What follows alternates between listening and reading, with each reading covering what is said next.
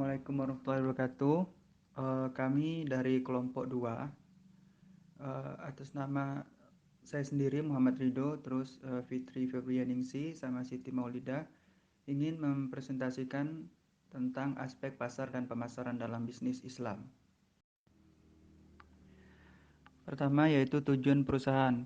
Tujuan perusahaan merupakan tempat kegiatan produksi, baik barang dan jasa, serta tempat berkumpulnya semua faktor produksi. Kegiatan produksi dan distribusi umumnya dilakukan untuk memperoleh laba, namun ada juga kegiatan produksi yang menganggur, bukan untuk mencari laba, seperti yayasan sosial, keagamaan, dan lain sebagainya. Perusahaan juga dapat didefinisikan sebagai suatu lembaga dalam bentuk organisasi yang dioperasikan dengan tujuan untuk menyediakan barang dan jasa bagi masyarakat dengan motif atau insentif keuntungan. Terus target yang mengukur pencapaian target, keberhasilan kinerja perusahaan, dan juga berisikan tentang komitmen beserta resikonya. Terus visi dan misi perusahaan harus dirumuskan sependek mungkin dengan spesifikasi yang jelas sehingga setiap orang akan selalu mengingatnya.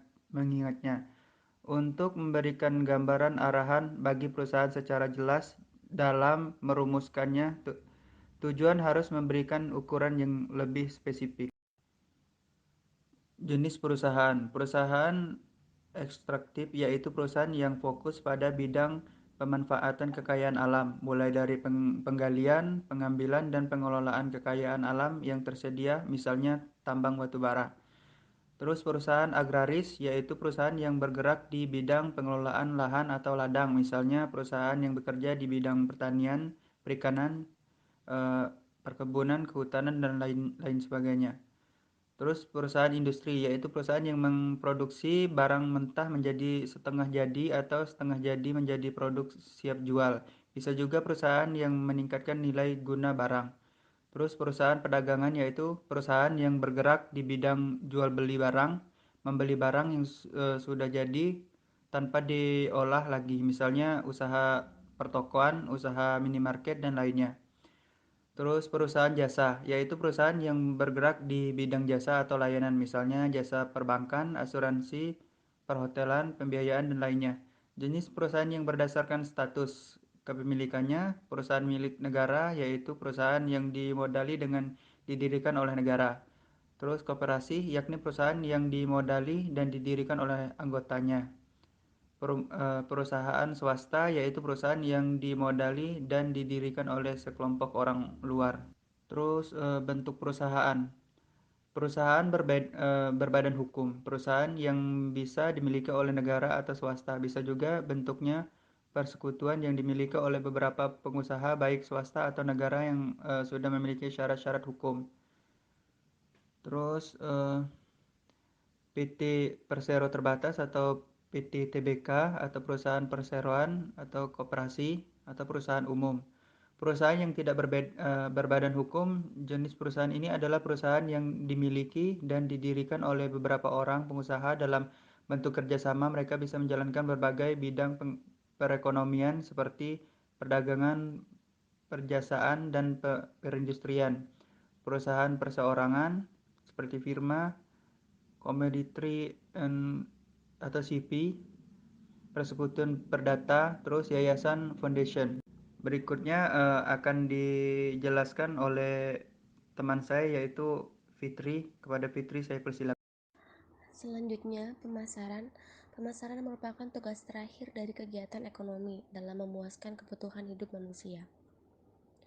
Dalam langkah hal pemasaran ini memiliki fungsi yang menyampaikan pesan, bertujuan untuk menentukan barang dan jasa yang dibutuhkan oleh manusia, serta menjual barang dan jasa tersebut ke tempat konsumen berada pada waktu yang diinginkan dengan harga yang terjangkau, tapi tetap menguntungkan bagi perusahaan pemasarannya.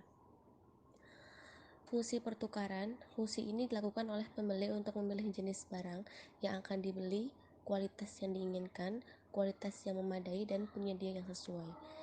Yang kedua, fungsi penjualan meliputi kegiatan-kegiatan untuk mencapai pasar dan mempengaruhi permintaan melalui penjualan pribadi dan periklanan. Yang ketiga, fungsi penyimpanan, yaitu dapat dilakukan oleh produsen, perdagangan besar, pengecer, dan perusahaan-perusahaan khusus yang melakukan penyimpanan seperti gudang umum. Yang keempat, fungsi penyimpanan, yaitu mencakup riset konsumen, pengembangan suatu produk, komunikasi, promosi, strategi distribusi, penetapan harga pokok, harga produk, dan pemberian layanan.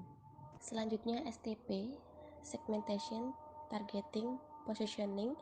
STP adalah singkatan dari segmentation, targeting, positioning, yaitu 3 rangkaian proses yang harus dilakukan pada penetapan sebuah strategi bisnis. Hal ini berlaku untuk berbagai jenis produk, baik dari industri, barang maupun jasa, dan juga untuk pemasarannya baik offline maupun online. STP sangat berpengaruh terhadap citra, brand image, hingga pemasaran secara keseluruhan.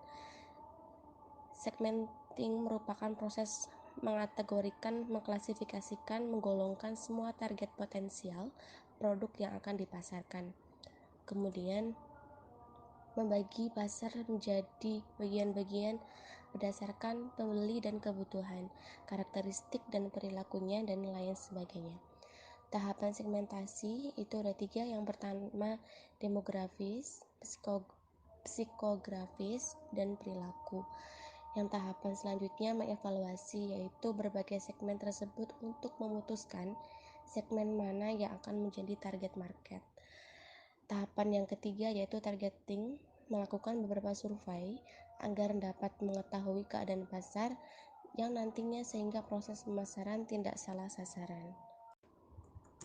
Yang selanjutnya bauran pemasaran, yaitu atau marketing mix, adalah kumpulan alat pemasaran teknis yang terkendali, produk, harga, tempat, dan promosi yang dipadukan perusahaan untuk menghasilkan respon yang diinginkan di pasar sasaran. Konsep bauran pemasaran terdiri dari 4P, yakni product, price, place, and promotion. Selanjutnya, menurut Baum dan Bittner, menambah dalam bisnis jasa bauran pemasaran ditambah 3P, yaitu people, physical evidence, dan proses.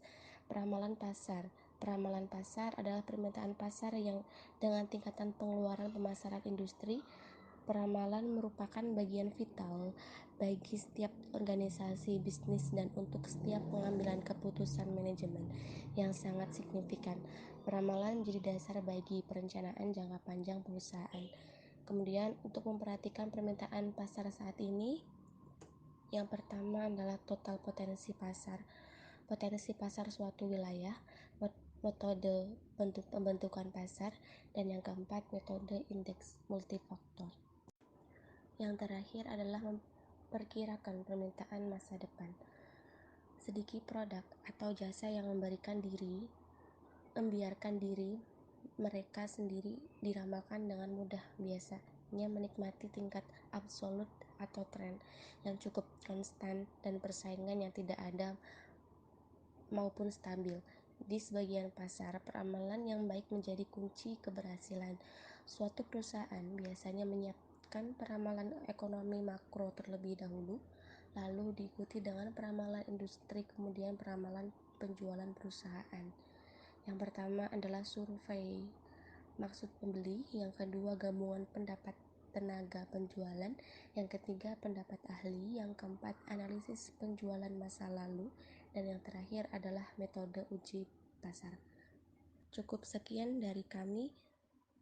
Terima kasih.